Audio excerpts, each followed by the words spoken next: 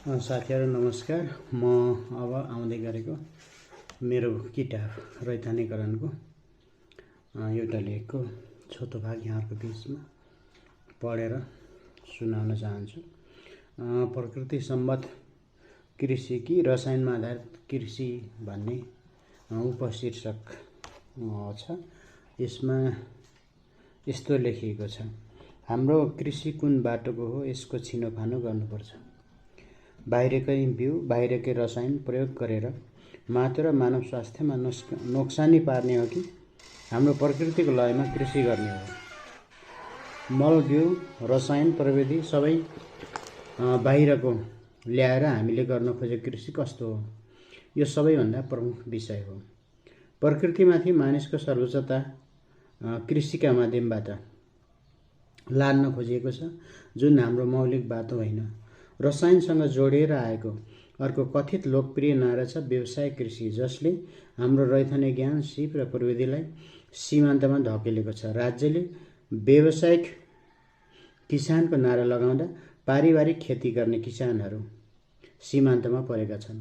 भारतमा गरिएको एउटा अध्ययनमा साना र सीमान्त 90% किसानले त्यस देशलाई पालेका छन्।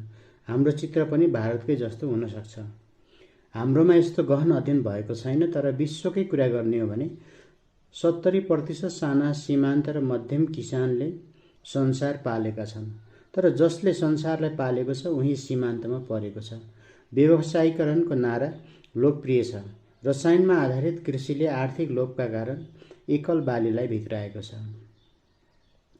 उखु, सुर्ती पैसाका लागि रोपिएको छ, तर किसानले उखु र सुर्तीको न्यायोचित मूल्य पाउन सकेका छैनन्।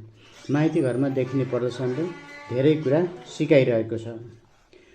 पहिलो कुरो त खाद्य सङ्कट बढ्दै गयो भने सुर्तीले पेट भरिँदैन। दोस्रो कुरा, सुर्तीले बजारबाट उचित मूल्य पनि पाउन सकेन। तेस्रो कुरा, हाम्रो जैविक विविधता भरपूर थियो। पारिवारिक खेती अन्तर्गत अलिकति तरकारी, अलिकति मसला, थोरै फलफुल लगाएर खाद्य सम्प्रभुताको दिशामा अगाडि बढेको थियो।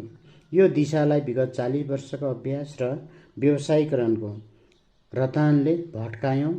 न व्यावसायिक हुन सक्यो, न आयात बढेकै छ, त हाम्रो मौलिकता बाँकी रहन पनि सकेन। अबको कृषि ऐनले प्रत्येक परिवारले आफूलाई खान पुग्ने अन्न, तरकारी, मसला, विभिन्न जातका फलफुल, दलहन, टेलहन पारिवारिक खेतीका माध्यमबाट उत्पादन गरेको देख्न सक्नुपर्छ। सामुदायिक स्तरमा पारिवारिक खेतीलाई जगेर्ना गर्दै व्यावसायिकताको कल्पना गर्न सकिन्छ।